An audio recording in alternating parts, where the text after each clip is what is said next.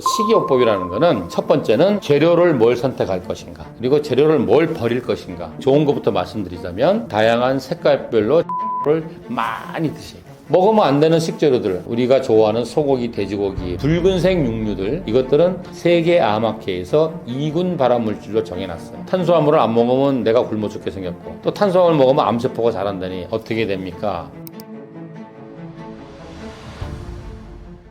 똑똑한 스푼 구독자 여러분 안녕하십니까? 저는 대한민국 최초 암요양병원을 시작한 암요양병원 1세대 의사 이영석입니다. 비타민C가 암세포 억제하는 데 도움이 되나요? 우리나라에서 이제 암 보완 대책을 처음 시작한 게 이제 비타민C 고용량 주사죠. 그래서 제가 20년 전에 처음 암 병원을 만들었을 때는 그때는 비타민C 치료도 없었어요. 그때는 거슨 식이요법으로만 이제 했었죠. 그러다가 이제 우연찮게 미국에 있는 한국 의사 선생님이 우리나라에도 비타민C 고용량 치료를 한번 해봐야 되겠다. 그러면서 이제 우리나라에 연락이 와서 2008년인가 2007년인가에 대한 비타민C 암연구회라는 걸 만들어서 신이 났죠. 뭔가 이제 우리 무기가 생긴 거야 이제. 정말 열심히 했어요. 그래서 그 부작용이 지금 뭐냐면 비타민C가 만병통치로 돼 있어요. 비타민C가 항암제인 줄 알아요. 그래서 요즘은 좀 많이 줄었는데 몇 년 전에는 그냥 수술항암 방사선하고 식이요법하고 비타민C만 해서 낫겠다는 사람이 정말 많았어요. 저희 오지 말라 그래요. 비타민C가 항암제만큼 역할을 한다 그러면은 누가 그 힘든 항암 하겠어요? 다 비타민C 하지. 물론 그건 있어요. 비타민C를 고용량으로 하면은 반드시 암세포를 공격하는 능력이 생깁니다. 그러나 예를 들어볼게요. 예를 들면 항암제가 암을 죽이는 능력이 100이다. 그러면 비타민C에 한 번 암을 죽이는 능력은 글쎄요 10이 될까 말까죠. 단지 항암제는 정상세포도 공격하기 때문에 매일 할 수가 없어요. 보통 2, 3주에 한 번 하잖아요. 그러면 많은 환자분들이 이 항암제가 2, 3주간 항암 효과가 지속된다고 생각해요. 아니 그럼 사람이 죽어요. 항암제는 절대 오늘 맞으면 24시간 동안 이상 효과가 지속될 수가 없어요. 그러면 왜 2, 3주를 쉬었다 하냐면 같이 손상받은 정상세포가 회복되길 기다려서 하는 거예요. 그런데 하면 할수록 점점 이 부작용이 누적이 돼서 이걸 뭐 오랫동안 몇 년을 할 수가 없어요. 근데 비타민C는 한 번에 암을 공격하는 능력은 항암제보다 훨씬 낮지만 부작용이 없잖아요. 그래서 매일 할 수도 있는 거예요. 그래서 어차피 이거는 보완대체의학이라는 얘기죠. 그래서 뭐 비타민C가 이제 항암제처럼 활성산소, 이제 그 중에서 과산화수소를 일으켜서 세포를 공격하는데 우리 정상세포는 이 과산화수소를 다시 과산화수소 그거잖아요.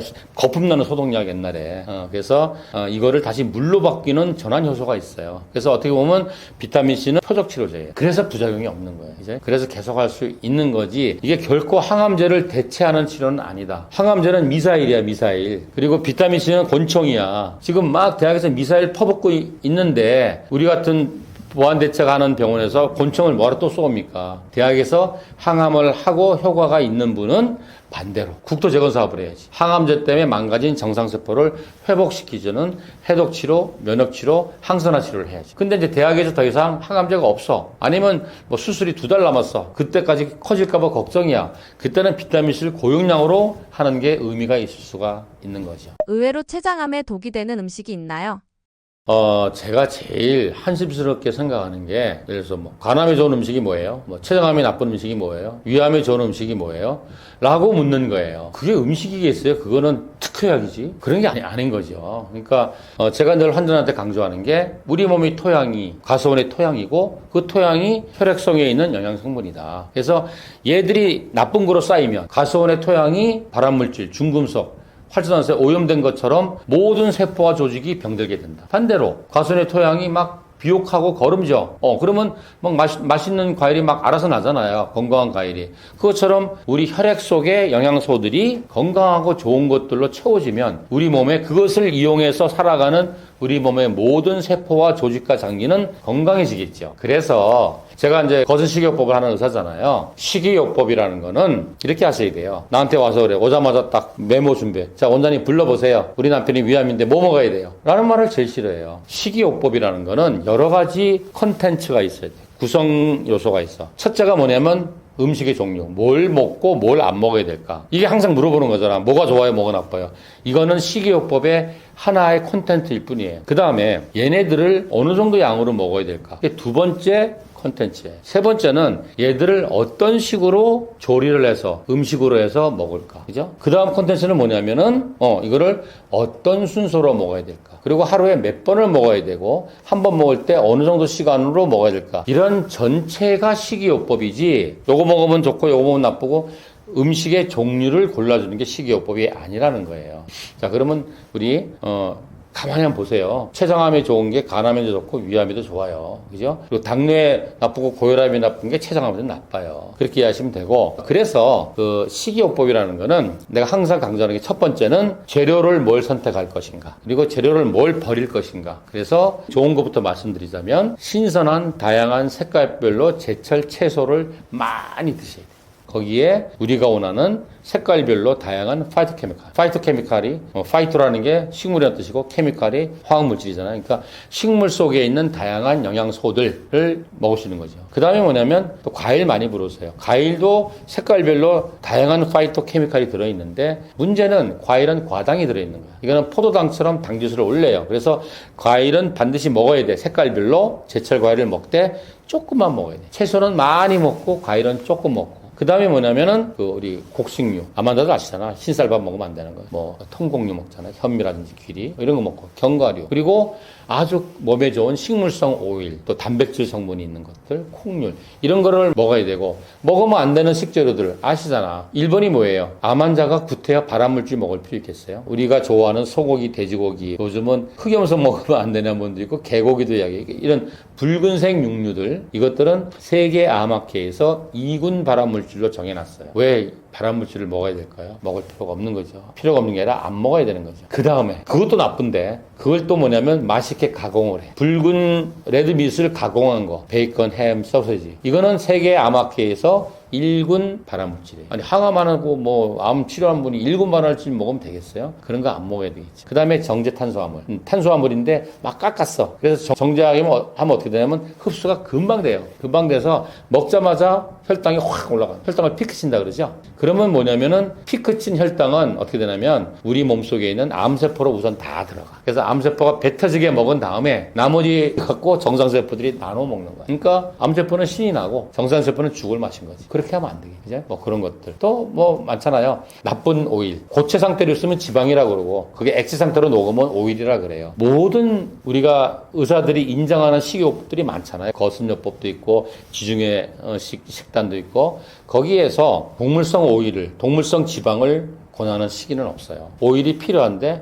오일은 식물성 오일 중에서 몇 개를 먹으라 그래요. 그런 걸 먹어야지. 그리고 이제 소금 많이 들은 거, 그런 거. 그래서 뭐냐면은 우리가 맛집이라는 데 있잖아. 소문난 맛집에 가면은 음식의 맛을 내려면 보통 두 가지 필수 요소가 들어가요. 첫 번째는 뭐냐면은 동물성 지방이 들어가죠. 그래야지 그게 동물성 그 소고기도 뭐예요? 마블링 그게 지방이잖아. 그게 얼마나 맛있어요. 고소하고 그제. 두 번째는 소금이 많이 들어가요. 그래서 이런 음식들은 피하셔야 된다. 그래서 내가 5개의 흰 걸 먹지 말라 그래요.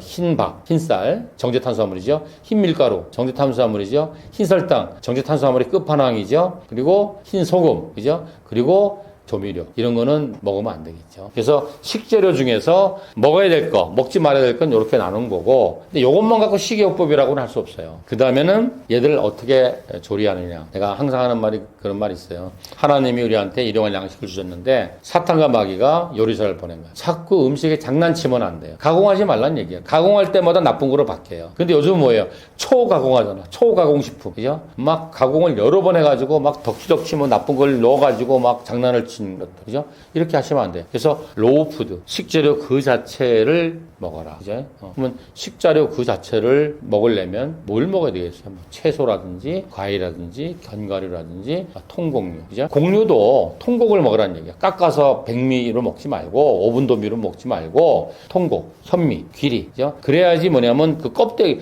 모든 과일이나 곡식은 껍데기에 영양소가 많이 들어있어요. 그리고 그 껍데기처럼 먹어야지 당지수가 떨어져요. 왜냐면 빨리 흡수가 안 되니까. 껄껄해서. 그래서 음식을 가공하지 않은 로우푸드로 먹을수록 건강하다. 그리고 예를 들어서 내가 식물성 음식으로는 양을 못 채워. 세부터 양이 중요하다 그랬잖아요. 그래서 우리 병원 대부분 나름대로 식이요법의 대가들이 와요. 막 인터넷 찾아보고 그래가지고 자기가 6개월 동안 암 진단받고 심장병 진단받고 식이요법을 열심히 했어. 그러니까 체중도 비만한 사람이 빠지고 안색도 좋아 좋아지고 피곤한 것도 없어지고 지방간도 피 검사하면 없어지고 혈압도 떨어지고 당뇨도 다 좋아져. 근데 이제 계속 불안해지는 거. 이거 맞는 거야 이거. 이렇게 편식하면 돼. 골고루 먹으라는데 이래서 우리 병원 와요. 그러면 문제가 뭐냐면 나쁜 거 안 먹고 좋은 것만 먹는데 그 양이 너무 작아. 그래서 일정 기간 동안 그렇게 소식을 하면 우리 몸이 정말 건강해져요. 그래서 저는 그걸 건강식이라고 이야기해요. 오늘도 남자분하고 여자분하고 두 분이 오셨어요. 두 분이 오셨는데 여자분은 20년 전에 난소암에 걸려서 잘 극복을 하시고 그때부터 식이 조절하시고 운동도 하고 막 이렇게 하셨어요. 근데 이번에 또 유방암이 진단 받은 거예요. 그래서 지난주에 와서 검사한 거 오늘 봤는데 이분은 검사가 참 좋아요. 원래 자기가 이게 노력하기 전에는 고혈압도 약간 왔다 갔다, 고지혈증도 왔다 갔다, 당뇨도 전 단계 뭐 이랬었는데 피 검사가 깨끗하세요. 근데 남편은 고혈압하고 고지혈증 약 먹고 또 작년은 뇌경색까지 오신 분이에요. 이분은 피 검사가 너무 안 좋아서 오늘 재검 들어갔어요. 그래서 내가 시기를 바꾸라 그랬어요. 남편이 부인같이 먹으면 이분은 그렇게 건강식 하면 돼요. 왜냐하면 비만하고 고혈압 있고 고지혈증 있고 뇌경색이 있으니까. 근데 부인은 뭐예요? 그렇게만 하면 안 돼. 부인은 암이니까 칼로리는 이렇게 줄여서 소식하더라도 영양소가 올라가서 암과 싸워야 돼요. 그래서 이 여자분이 보니까 면역 수치가 200 정도로 굉장히 낮아요. 그렇게 열심히 노력했는데도 시기가 잘못된 거예요. 남편은 건강식, 부인은 암 치료식을 해야 되는 거죠. 그래서 만약에 내가 동물성 음식을 안 먹고 식물성 음식으로만 정말 승부를 걸겠다. 그러면 항암을 안 하는 암 환자한테는 제가 보통 하루에 7 내지 9kg 정도의 식물성 재료를 먹게 처방을 해요. 물론 항암하고 이런 분들은 뭐 4, 5kg 또 뭐 아주 진행된 사람은 1, 2kg를 해야죠. 그런데 만약에 내가 채식으로 그 정도 양을 못 채워 그럼 반드시 동물 음식을 첨가하셔야 돼요. 그렇게 안 하고 식물성 음식만 계속 고집하시면 칼로리도 떨어지고 살이 빠지게 되고 영양소 결핍으로 면역 능력이나 항산 능력이 떨어지게 돼요. 왜냐하면은 동물성 음식은 완전 식품이에요. 그래서 뭐 그런 사람 없겠지만 1년 내내 돼지고기만 먹어도 칼로리를 맞출 수 있어요. 1년 내내 햄버거만 먹어도 칼로리 맞춘다니까요. 그리고 영양소 맞춘다니까요. 완전 식품이니까. 그러나 몸은 썩어가겠지. 근데 채소는 식물성 음식은 불완전 식품이에요. 일단 칼로리가 너무 낮아. 왜냐하면 채소의 80%는 우리가 소화 못 시키는 식이섬유예요. 그래서 우리가 채소를 먹으면 20%만 흡수한다고 보시면 돼요. 칼로리가 너무 낮고 채소에는 모든 영양 성분이 다 들어있지 않아요. 그래서 채식 위주로 할 때는 양을 많이 먹어야 되고 아주 골고루 먹어야 돼요. 1년 내내 시금치하고 당근만 먹으면 반드시 영양소 결핍이 옵니다. 동물성 음식과 식물성 음식은 다르다. 그래서 모든 사람한테 똑같은 식이요법은 없어요. 내가 비만해. 내가 심장병이 있어. 내가 고지혈증이 있어. 나 암 환자야. 나 지금 항암하고 있어. 나 지금 너무나 힘들어서 하루에 먹는 양이 하루 종일 해봤자 커피 한 잔도 안 돼. 모든 사람을 다르게 처방을 해야 된다. 암 환자에게 안 좋은 음식들 중에서 탄수화물이 특히 암 환자한테 왜 안 좋은 건가요? 환자들이 이제 우리 병원 와서 자랑을 해요. 내가 식이요법 정말 열심히 했어요. 그래서 어떻게 했으니까 저는요 탄수화물 하나도 안 먹어요. 그래요. 뭐 먹어요? 그러면 뭐 채소하고 과일하고 현미하고 뭐 막 그래요. 그러면 보세요. 우리 몸의 에너지원이 되는 자동차의 휘발유 역할을 하는 거는 거대 영양소가 3개 있잖아. 탄수화물, 단백질, 지방. 그 중에서 에너지원은 탄수화물이에요. 예를 들자면 우리가 살을 쪄야 되겠어. 살을 빼야 되겠어. 그건 탄수화물 양 갖고 조절하는 거야. 그죠? 내가 오늘 활동을 많이 해. 나 오늘 잘 거야. 그때 에너지를 조절하는 게 탄수화물, 단백질이 아니에요. 단백질은 벽돌처럼 우리 몸을 구성하는 성분이에요. 그러면 왜 탄수화물 안 드세요? 그러니까 암세포가 탄수화물 먹고 살잖아요. 라고 이야기하는데 근데 하나는 알고 둘은 모르는 거예요. 뭐냐면 우리 몸의 모든 세포는 탄수화물을 에너지원으로 써요. 정상세포건 암세포건 다 탄수화물을. 특히 뇌라든지 뭐 이런 것들은 오로지 탄수화물만 에너지를 써요. 암세포처럼. 근데 우리 정상세포는 이제 위기 상황. 예를 들어서 탄수화물이 너무 우리가 안 먹을 때는 단백질이나 지방을 탄수화물로 바꿔서 에너지를 쓰는 능력이 있어요. 그러나 암세포는 그런 능력이 없어요. 무조건 탄수화물만 먹어요. 그런 차이가 있는데 그러면 참 고민이잖아. 탄수화물을 안 먹으면 내가 굶어 죽게 생겼고 또 탄수화물 먹으면 암세포가 자란다니 어떻게 됩니까? 나한테 물어봐요. 그래서 좋은 탄수화물이라는 게 있고 나쁜 탄수화물이라는 게 있어요. 우리 여러분들 당지수라는 거 알잖아. 그죠?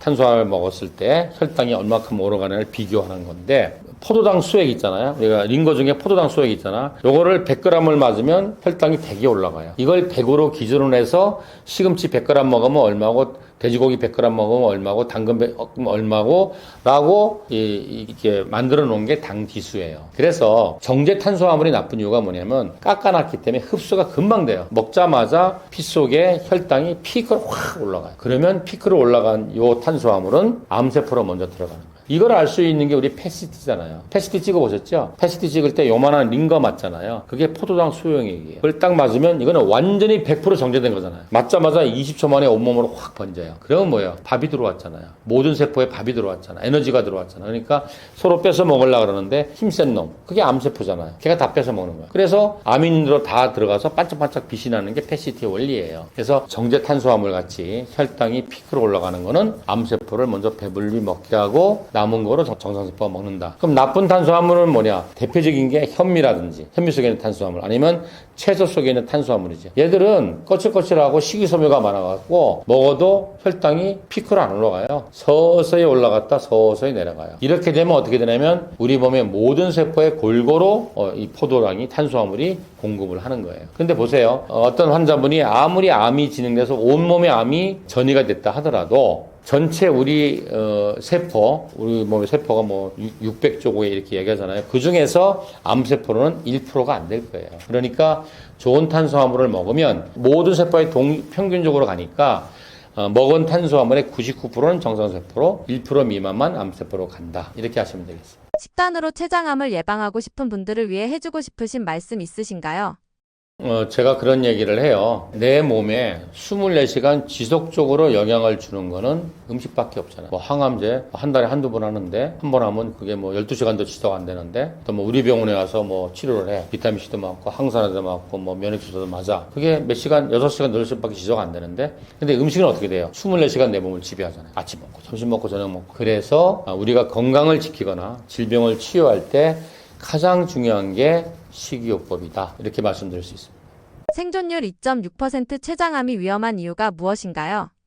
예, 지금 이제 우리 현대의학이 암 환자를 치료한 지가 한 40년 정도 되는데 최근 20년 사이에 치료 성적이 아주 많이 좋아졌어요. 뭐 우리나라도 마찬가지고. 근데 유일하게 20년 전이나 10년 전이나 똑같이 안 좋은 암이 바로 췌장암이에요. 통계를 보면은 지금 현재 우리나라는 모든 암의 5년 생존율이 한 70%, 뭐 72, 3% 되거든요. 그런데 췌장암은 13% 정도밖에 안 돼요. 진행된 췌장암 환자의 5년 생존율은 3 내지 5% 정도밖에 안 됩니다. 그 가장 큰 이유는 뭐냐면은 이게 뭐 다른 암도 마찬가지지만 전조 증상이 별로 없는 거예요. 그래서 뭐 아픈 데도 없고 뭐 일상생활에 지장이 없으니까 상당히 진행할 때까지 그러니까 뭐 검사를 안 하게 되고 설사 건강검진을 한다 하더라도 이 췌장의 위치가 우리 장기에 굉장히 깊숙하게 거의 그 등뼈 바로 앞에 있어요. 그래서 그 앞에 위라든지 뭐 십이장 같은 게 이제 가여 있기 때문에 일반적인 건강검진에서 하는 초음파로는 보이질 않아요. 그래서 진단이 늦은 게 가장 큰 이유고요.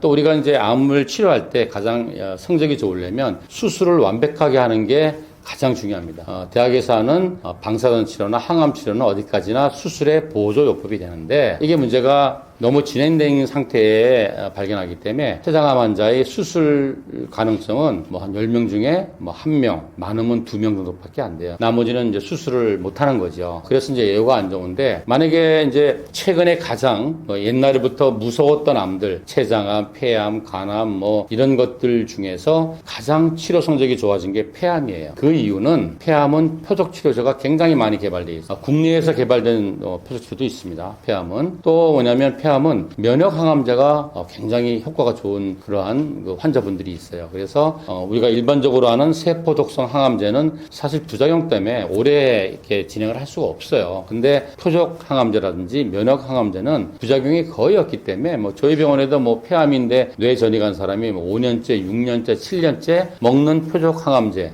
내지는 면역 항암제로 이렇게 정상생활 다 하시는 분도 꽤 많아요. 근데 췌장암은 안타깝게도 이 세포 독성 항암제의 효과도 그렇게 뭐 월등하게 좋지도 않지만 제일 중요한 게 표적 항암제라든지 면역 항암제가 아직까지 개발되지 못했다는 게 가장 큰 이유라고 말할 수 있고 또 이 암세포 자체가 굉장히 빨리빨리 진행하는 빨리빨리 번식하고 자라는 진행이 빠른 암이다. 그래서 이 세 가지 원인에 의해서 아직까지도 췌장암은 매우 안 좋아요. 그래서 작년에 국내 2개의 빅5 병원에서 자기들 자체 대학에 췌장암 통계를 낸 게 있는데 두 병은 똑같아요. 20년 전이나 10년 전이나 췌장암은 치료 성공률, 생존율이 변함이 없더라. 이렇게 이야기하고 있습니다. 이 증상이 있다면 췌장암을 의심해 봐야 한다는데 어떤 증상인가요?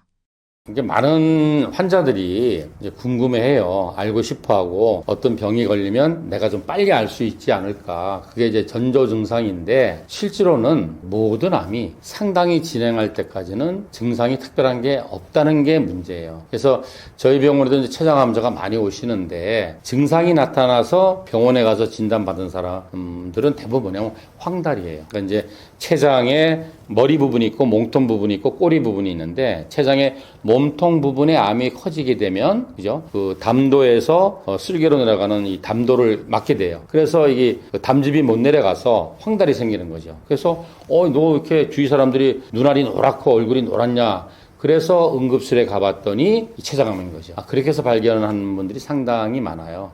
그리고 또 뭐냐면은 췌장암 진단받고 나서 거꾸로 생각하는 거야. 그러고 나서 보니까 내가 작년부터 뭔가 좀 소화가 안 되고 가끔 좀 배도 좀 불편한 거 아픈 것도 같고 몸무게가 한 7, 8kg 이상 빠졌네라고 이야기를 많이 해요. 그러니까 이거는 예를 들어서 몸무게가 많이 빠진다는 게 굉장히 중요한 사인인데 몸무게 빠졌다. 그러면 특히 여자 환자분들은 어떻게 생각하냐면 드디어 내가 다이어트에 성공했다고 좋아해요. 모든 여자분들은 평생 다이어트 하잖아요. 그리고 자기는 무조건 비만한 여자야. 뚱뚱한 여자야. 그래서 이 살이 빠지는 거에 대해서 무관심해요. 내가 요즘 식이 조절하니까 좀 빠졌나 보다. 이렇게 생각하는 분이 많고 또 그렇잖아요. 사실 소화가 좀 안 되는 것 같고 가끔 배가 아파. 이거는 일반적으로 소화불량이라고 생각하지 이것 때문에 췌장암이라고 생각 안 하잖아요. 그런데 진단받고 나서 돌이켜보니까 그게 그거였구나 라는 얘기를 많이 하죠. 그리고 사실 저희 병원 전부 암 환자만 오시는데 암 환자분들이 암성 통증이 오는 경우는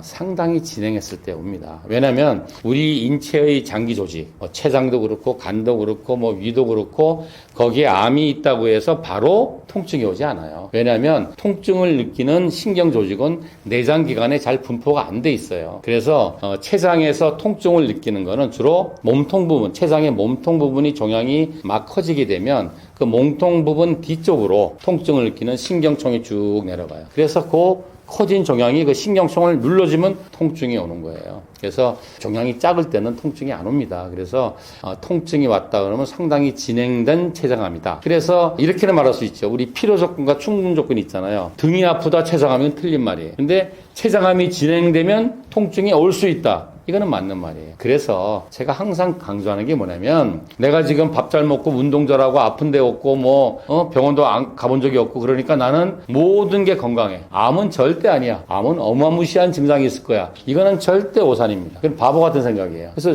저희 병원 오는 암 환자들 10명 중에 8명, 9명은 다 우연히 건강검진에서 폐암 말기 위암 그래서 깜짝 놀라는 거예요. 처음에 안 믿어요. 무슨 소리야 이거 돌팔이네. 딴 병 가는 거야. 거기서도 또 암이네 그러면 여기도 돌팔이네 이런 식으로 되는 거예요. 그래서 제가 늘 강조하는 거는 우리 이걸 아셔야 돼요. 증상이라는 거는 우리를 도와주는 거예요. 사실은 고통이 아니고 예를 들자면 우리가 자다가 겨울에 자다가 이렇게 술 많이 먹고 자는데 옆에 난로가 있었어. 손이 딱 닿았어. 그러면 증상이 나타나야 돼. 뜨거워. 그러면 손을 피하는데 통증을 못 느끼면 다 타버리는 거지. 그래서 어떤 증상이 나타날 때까지 기다리시면 안 되고 어떤 위험인자가 있다든지 가족력이 있다든지 아니면 그런 게 없더라도 정기적으로 건강검진을 해서 건강할 때 병을 찾아내야지 조기에 발견해서 치료를 완벽하게 할 수 있다. 이 말을 제가 항상 강조합니다. 췌장암의 5년 내 생존율은 어떤가요?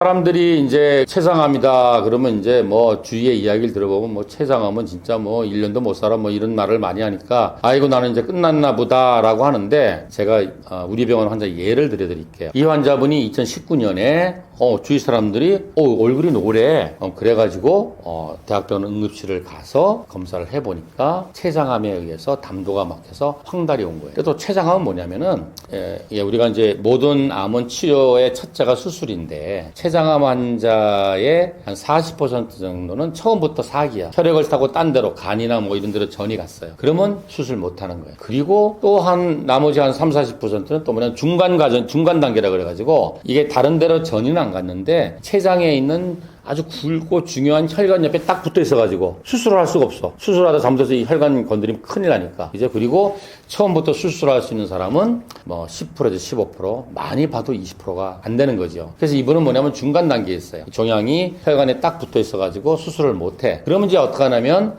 선항암, 수술 전에 항암 치료를 해서 이 암의 크기를 작게 해서 혈관에서 이렇게 떨어지면 수술합시다. 이렇게 하는데 그렇게 한 환자 중에 10명 중에서 한 2명 정도만 수술이 가능해요. 근데 이분은 이제 그 운이 좋은 2명에 속했어요. 그래서 그 다음에 이제 그때부터 이제 우리 병원 치료도 하셨죠. 치료도 하고 항암도 해가지고 그 다음에 가을에 수술을 하셨어요. 그리고 수술하고 표준항암 치료를 12번 하셨어요. 2주 간격으로. 그리고 지금 추석 전에 10월 초에 그 이제 수술 후 마지막 그 5년의 검사를 했는데 재발이 안 되고 모든 게 건강한 거예요. 그래서 대학병원에서 의학적으로는 완치됐다 이렇게 얘기해요. 그런 분도 있어요. 그래서 췌장암이라고 해서 다 그런 건 아니고요. 또 한 분은 뭐냐면 한 고 1년쯤 후에 온 남자분인데 이분은 이제 건강검진에서 췌장암을 진단받고 이분이 똑같이 처음에는 이제 수술 못했는데 한 7, 8개월 정도 이제 선항암하고 이제 자기 식이요법도 하고 우리 병원 치료도 하고 그래갖고 이제 수술을 하게 됐어요. 그래서 이 사람은 아까 그 여자분이 롤 모델이었어요. 나도 저 사람처럼 할 거야 갖고 정말 열심히 하셨어요. 근데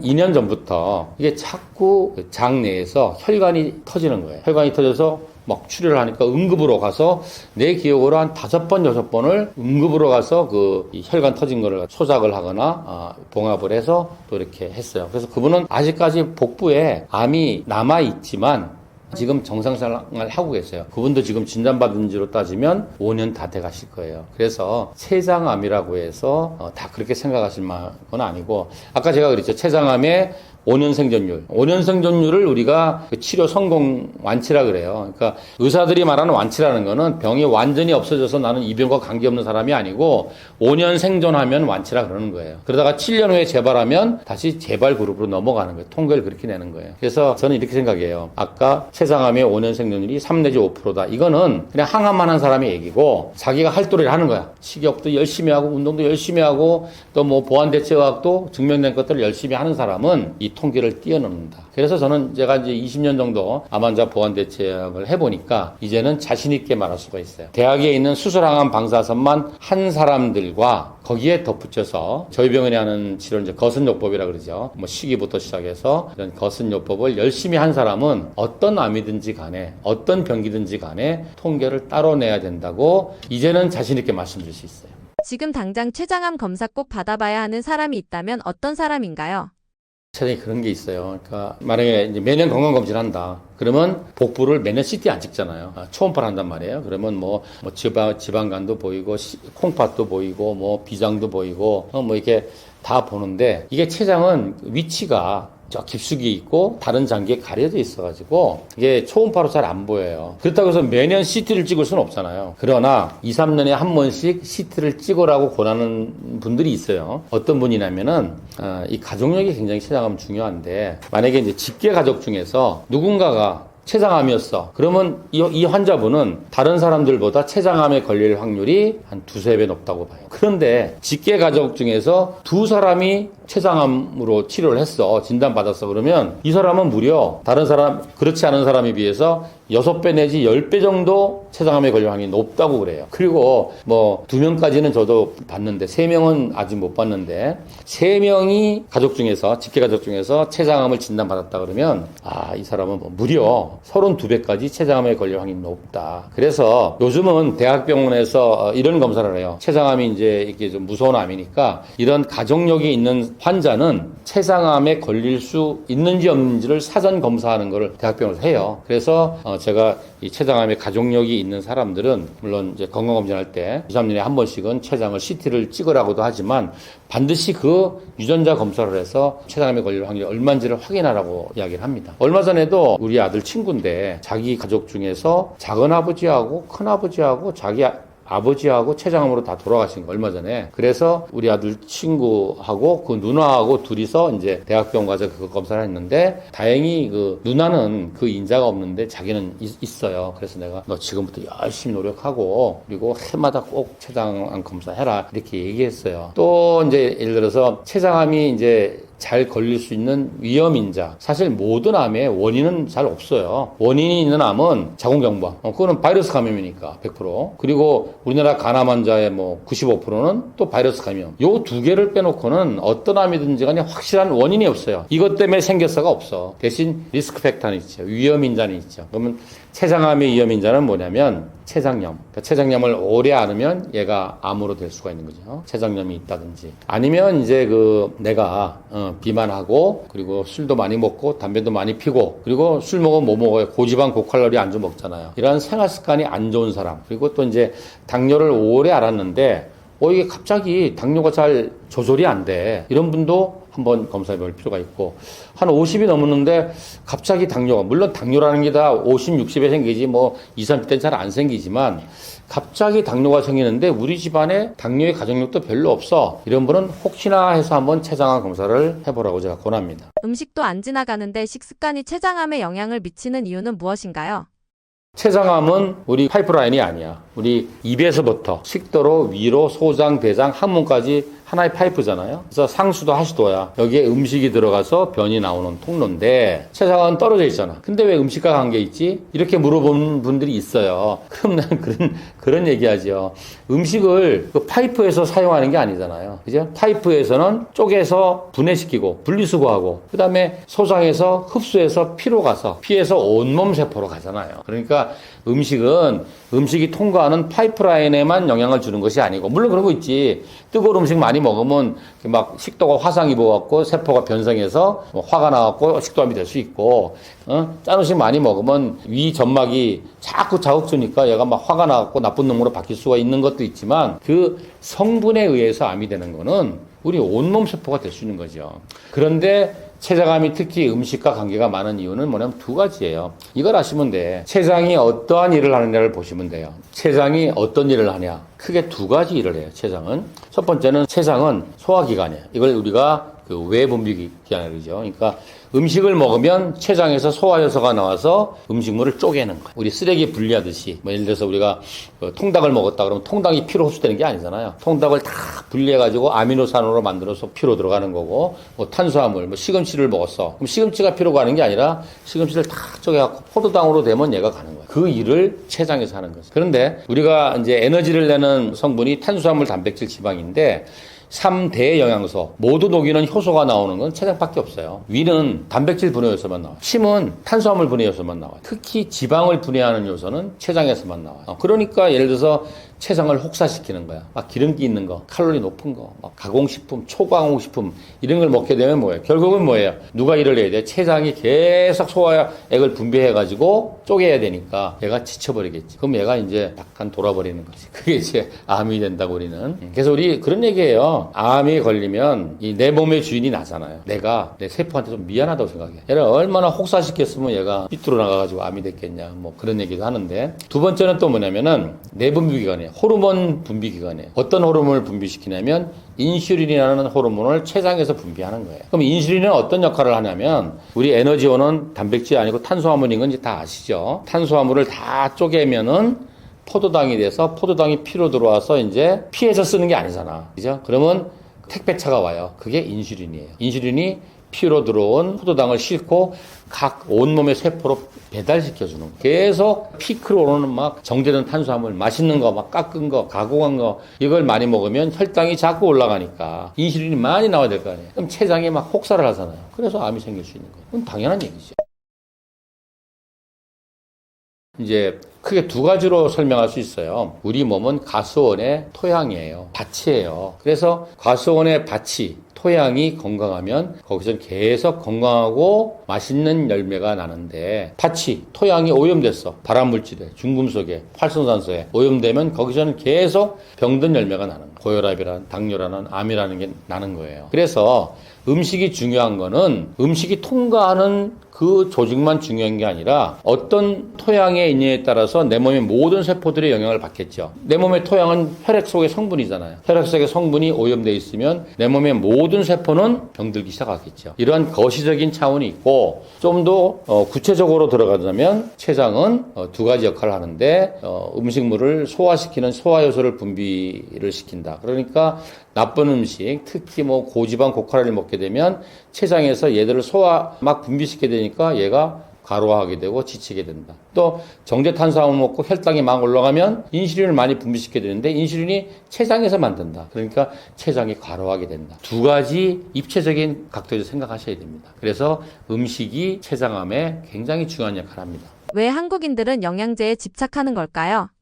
우리나라 분들이 참 영양제 많이 먹는 나라 중에 하나인데, 근데 의사 입장에서는 또 꼭 그렇지는 않아요. 의외로 젊은 분들이 안 먹는 분들이 많아요. 노인네들은 자식들이 사줘서 많이 먹는데, 근데 이제 나이가 들수록 점점 노령 사회가 되니까 나이가 드신 분들이 건강한 분들이 많아. 그러니까 이참에 내가 더 건강하게 오래 살아볼까 그러면서 건강에 대한 관심이 굉장히 많으세요. 그러다 보니까 노인분들이 운동도 많이 하시고 오히려 노인분들이 젊은 사람보다 식이를 건강하게 많이 하세요. 챙겨 드시고 그리고 영양제도 많이 먹고 그런 것도 있죠. 그리고 매스컴에서 보면 전부 영양제 선전하잖아요. 이제 요새 TV 돌려보면 홈쇼핑에서 맨날 영양제 선전하고 그런 것도 있고, 또 우리는 뭐냐면 이제 영양제를 선물을 많이 해. 어버이날 이러면 선물도 많이 하고, 그래서 결국은 건강에 대한 관심이 외국보다는, 사실은 그래요. 보면은 서양 사람들에 비해서 뭐든지 집착과 빨리빨리 하려고 하는 이런 건 굉장히 많아요.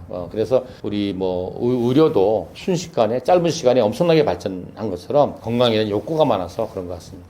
암에 추천하지 않는 영양제가 있나요? 이 얘기는 제가 꼭 드리고 싶은데, 암 환자들이 영양제 적절하게 많이 챙겨 드셔야 돼요. 무슨 영양제야 밥만 잘 먹으면 되지, 이거는 무식한 소리예요. 이제 우리 병원에서 영양소 검사를 쭉 해요. 그러면 영양제 먹은 사람, 안 먹은 사람 피 검사시 딱 나와요. 그렇다고 해서 이것저것 아무나 드시면 안 되고, 특히 암 환자는 몇 개 조심할 게 있어요. 특히 철분제. 암 환자분들 이제 항암하거나 수술하고 나면 비늘이 생기거든요. 그러면 아무 생각 없이 철분제를 먹는 분이 있는데, 암 환자가 철분을 보충할 필요가 있을 때는 반드시 주사로 맞으셔야 돼요. 이거를 먹게 되면 안 돼요. 왜냐하면은 영양제든 음식을 먹으면 소화기관에서 소화를 시키고 흡수가 돼서 피로 들어오잖아요. 그 과정 속에서 철분이 암세포를 성장시킬 수 있는 요소로 바뀔 수가 있어요. 왜냐하면은 모든 세포가 세포 분열을 할 때는 철분이라는 조효소가 들어가야 돼요. 그리고 특히 빨리빨리 자라는 세포들, 그게 대표적인 게 이제 암세포잖아요. 그래서 철분제를 입으로 경구로 투여하면 꾸준히 계속 먹잖아요. 그러면 이게 한도 끝도 없이 막 쌓이는 거예요. 그렇게 되면은 과도하게 쌓인 철분이 암세포를 성장시키는데 들어가게 되고, 또 모든 세포가 세포 안에서 미토콘드리아라는 데서 에너지를 만드는데 그때도 철분이 있어야 돼요. 그러면 암세포가 이 철분을 다 뺏어가갖고 지가 막 에너지를 많이 만들어 점점 힘이 세지는 거예요. 그래서 왜 모든 세포는 영양소가 들어가는 통로가 있어요. 그걸 수용체라고 그래요. 수용체는 열쇠와 자물쇠 같아서 그게 맞는 게 있어야 들어가요. 그러면 모든 세포에 철분이 들어가는 수용체가 있는데, 암세포는 뭐예요? 정상세포보다 빨리빨리 자라잖아요. 그러니까 철분이 많이 필요해. 그래서 철분의 수용체가 정상세포보다 훨씬 많아요. 그래서 철분 농도가 올라가 있으면 정상세포로는 많이 들어가지 않고 암세포로만 많이 들어가서 암세포를 성장시킬 수가 있어요. 그래서 철분이 필요한 암 환자는 주사로 맞으셔야 돼요. 또 이제 주사로 맞게 되면은 적정한 용량만 맞고 검사에서 올라가면 끊고 이러면 되는데, 그냥 철분제를 주면은 이 환자분이 계속 먹거든요. 그래서 철분 과잉 상태로 올라갈 수 있습니다. 두 번째는 논란이 많은 것 중에 하나인데, 에스트로겐, 여성 호르몬을 많이 먹으면은 유방암이 걸리거나 재발한다는 말이 있는데, 이건 약간 오해예요. 그러니까 예를 들어서 유방암 환자가 음식을 통해서 천연의 에스트로겐, 즉 식물성 에스트로겐을 먹게 되면 유방암 세포를 자극하지 않아요. 근데 뭐냐면 우리 몸에서 나오는 에스트로겐 있잖아요. 우리 몸에 주로 난소에서 에스트로겐을 많이 만들고 또 지방세포에서 에스트로겐을 많이 만들잖아요. 그래서 유방암 환자는 난소를 절제하거나 난소를 기능을 억제하는 약을 치료를 합니다. 그리고 살 빼라 그래요. 살쪄서 지방이 두꺼워지면 거기서 에스트로겐 만드는데, 그런데 우리 몸에서 만든 에스트로겐은 동물성 에스트로겐이잖아요.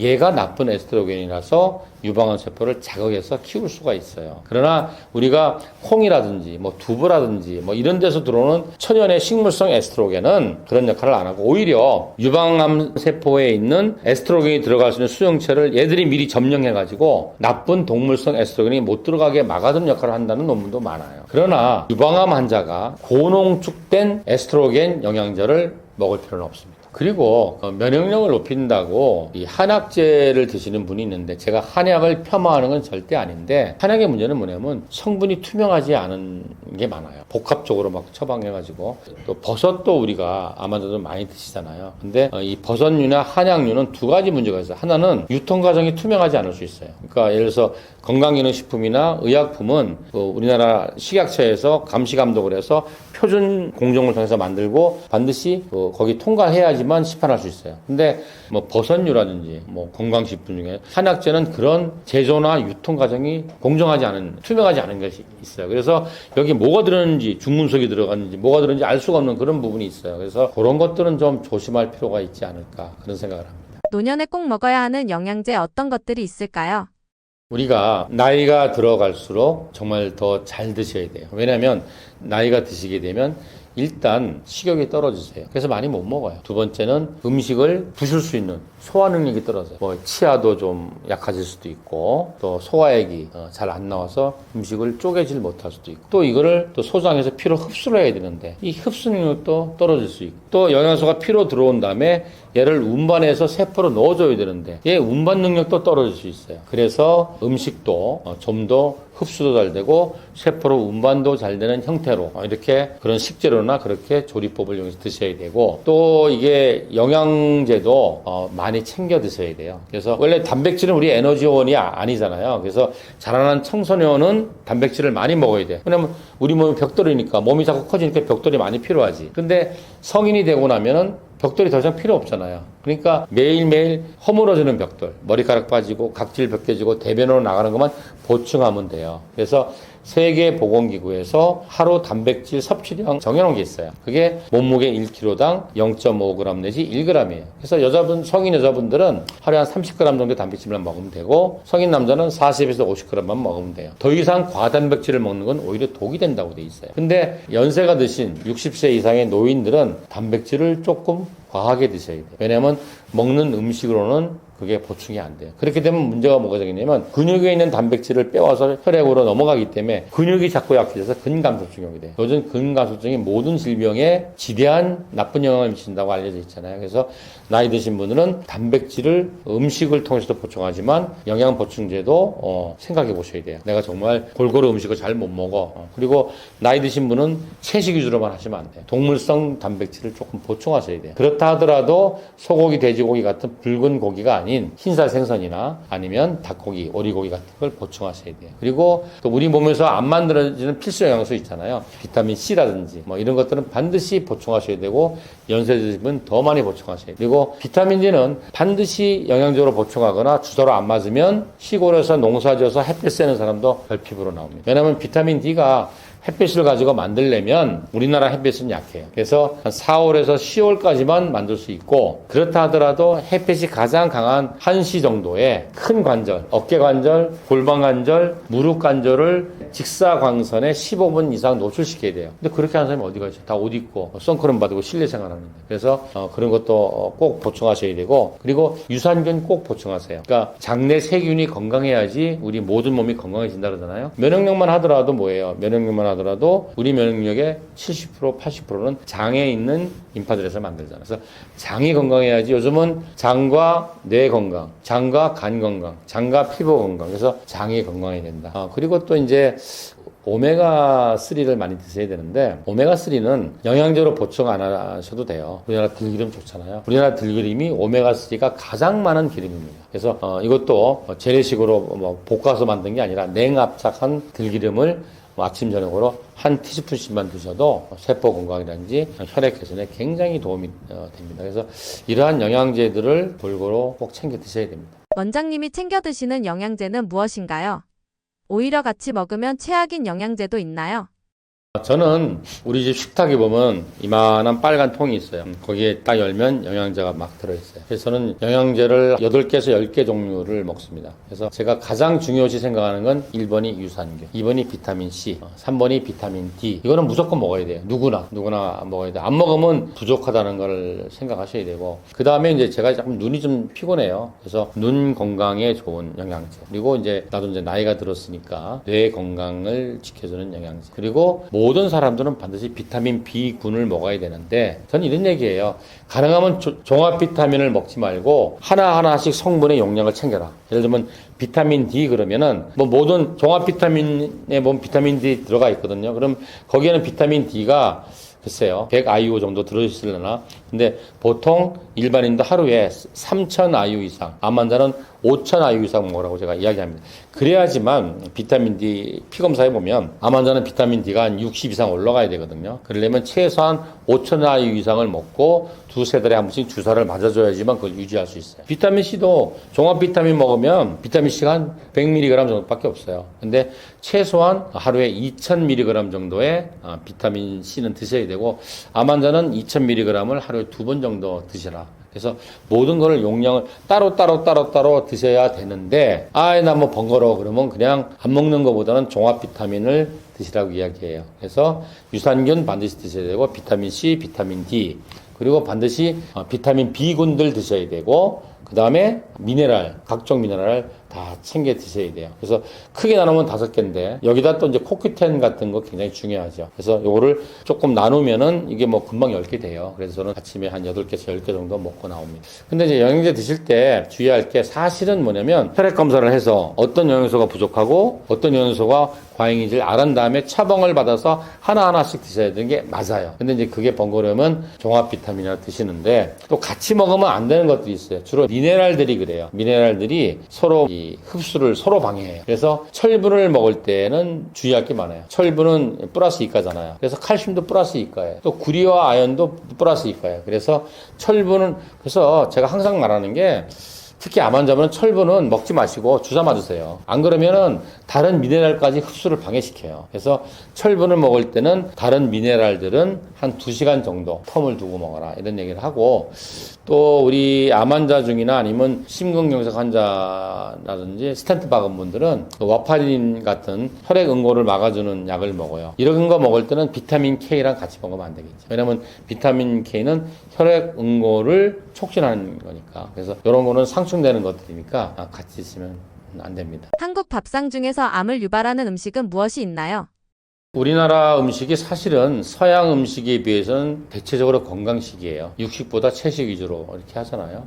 그리고 우리나라가 뭐 얼마 전까지는 못 살아가지고 고지방 고칼로리를 많이 먹는 게 아니라 다 소식했잖아요. 그래서 사실은 건강식인데 우리나라 사람들은 좀 자극적인 음식을 좋아하잖아요. 그래서 음식 재료에서 문제가 있는 것도 있고 그거를 조리하는 법에도 문제가 있는데 지금 예를 들어서 그 음식을 이야기하라 그러면 부대찌개가 상당히 문제가 많은 음식 중에 하나죠. 부대찌개 그 식재료들을 보면은 일단 육가공식품이 들어가잖아요. 베이컨, 햄, 소세지 이런 게 들어가잖아요.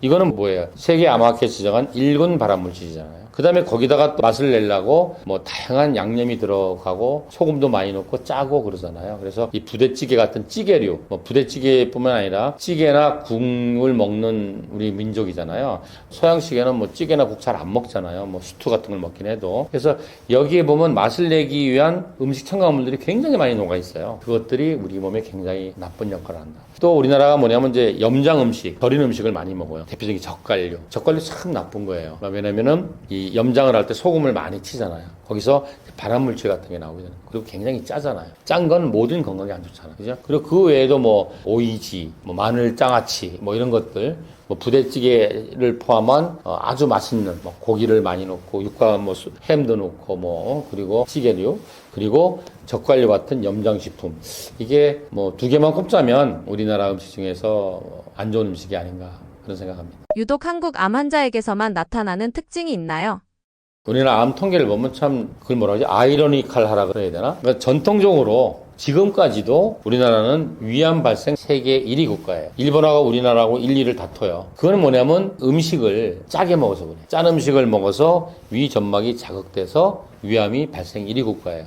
왜냐하면 우리는 기본적으로 그 장을 먹잖아요. 된장, 고추장, 뭐 간장. 이게 다 보면 엄청난 소금을 넣고 만들잖아요. 그래서 우리나라 사람이 위암이 아직까지도 전 세계 발병 1위 국가예요. 그런데 이런 짜게 먹는 것과 반대 음식이 뭐냐면은 서양식 음식이잖아요. 고칼로리, 고지방. 주로 이제 뭐냐면 육류라든지 육류를 가공한다는 거지. 이거를 많이 먹어서 오는 암이 대표적인 게 대장암인데 대장암도 이제는 우리나라가 발병 1위 국가가 됐어요. 그럼 이거 뭐야? 그죠?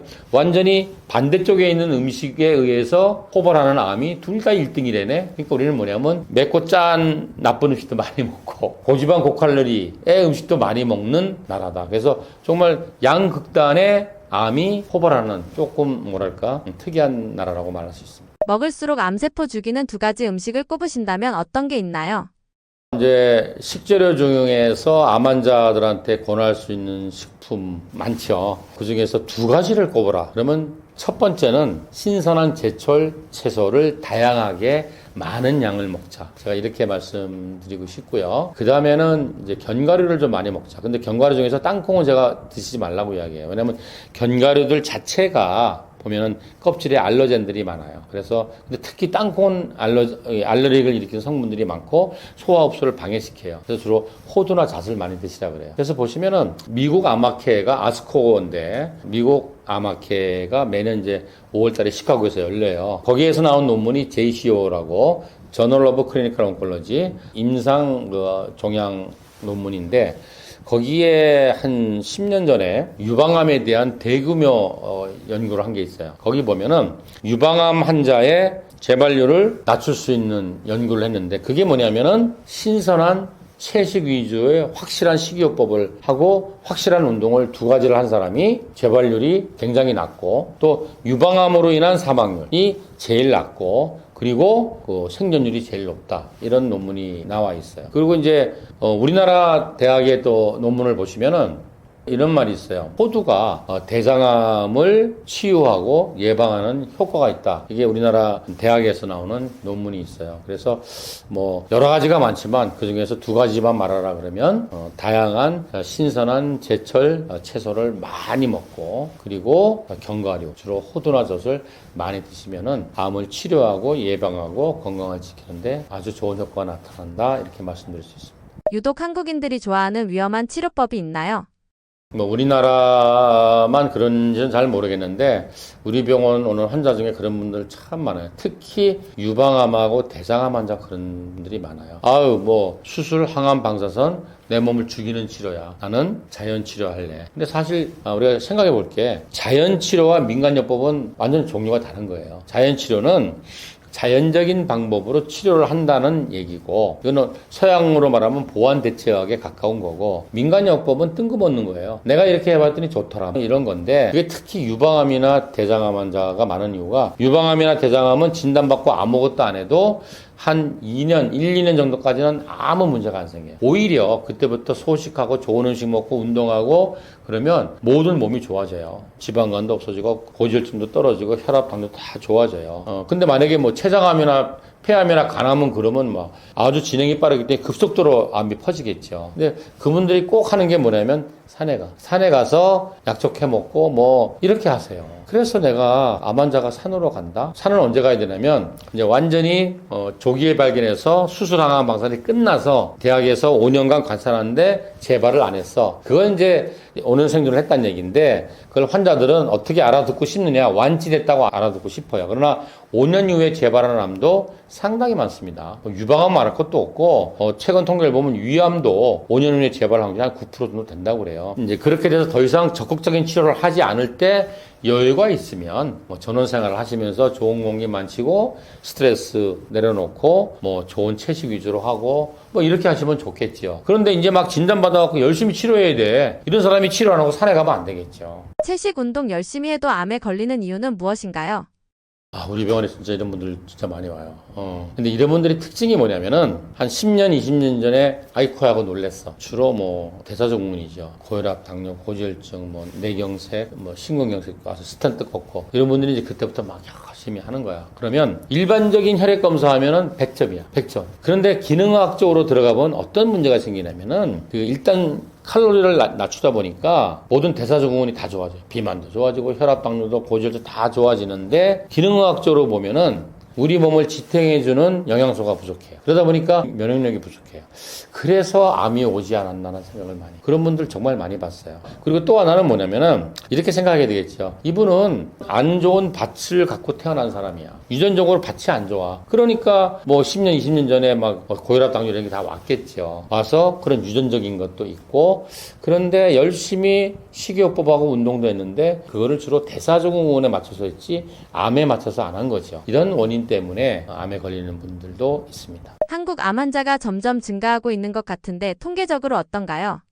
내가 구독자 여러분들께 꼭 말씀드리고 싶은 게 요즘 그런 말들이 많이 돌아요. 우리나라가 폭발적으로 암이 증가해서 암 환자가 다른 나라보다 굉장히 많다. 암 발생률이 다른 나라에 비해서 굉장히 높다라고 하는데 이거는 잘못된 통계예요. 우리 통계를 보면 OECD 평균을 보면은 실제로 전체 암 발병률은 OECD 평균보다 낮습니다. 근데 뭐가 문제냐면 최근 우리나라가 경제 발전이 급속도로 일어나면서 과학의 발전이 급속도로 되면서 최근에 이 암 환자의 발생 속도가 급격히 올라갔다는 말은 맞는 말이에요. 왜 그럴까? 왜 갑자기 우리나라가 암 환자가 폭발적으로 늘었을까?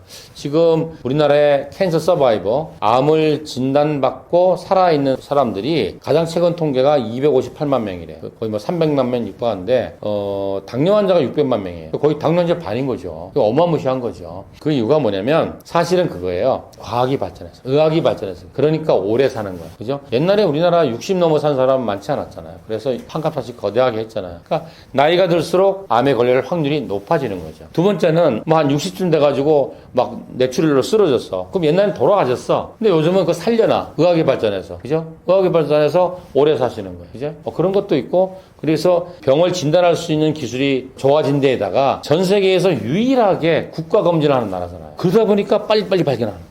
그게 이제 가장 큰 원인이고, 그 다음에 개인의 입장에서 실제로 암이 발생이 많이 되는 이유는 잘 살아서 그래요. 잘 사니까 많이 먹어. 많이 먹고 맛있는 거 먹어. 그게 전부 다 안 좋은 음식이잖아요. 그래서 오래 살게 된다. 고령 사회에 접어들었다. 그리고 의학이 발전해서 무슨 병이 걸려도 빨리 안 죽는다. 그래서 또 노령인구가 많다. 또 국가 검진을 하고 검진 장비가 굉장히 발전해서 빨리빨리 찾아낸다.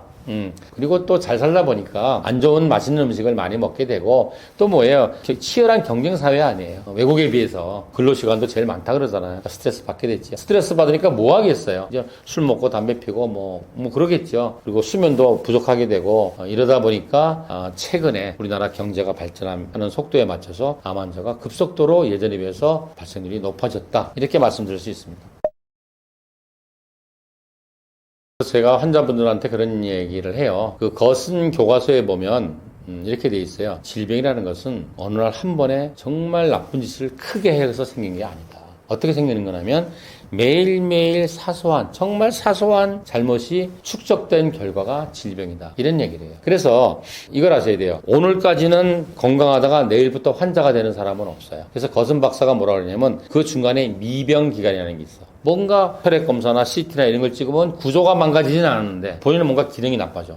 너무 피곤하다든지, 그래서 결린다든지, 막 머리가 막 찌끈찌끈 아프다든지, 자꾸 트림이 난다든지, 이건 모든 거 검사도 안 나와요. 이런 게 뭐냐면 아직 병으로 돌아가기 전에 미병 단계다. 이 미병 기간에서는 뭐 거스제법 같은 이러한 식이요법이라든지 이런 치료를 하면 다시 옛날의 건강한 나라로 돌아갈 수 있어요. 그러나 한번 구조가 망가져서 환자라고 질병을 진단을 받으면 옛날 나라는 못 돌아가는 거지. 마치 용수철이 어느 정도 늘어나면 다시 탄산 한계가 복원되지만 이렇게 쫙 늘어지면 옛날의 용수철을 못 돌아가고 똑같다고 생각해요. 그래서 매일매일 건강한 생활 습관을 유지하시는 게 건강을 유지하는 가장 중요한 방법이다 라고 말씀드리겠습니다.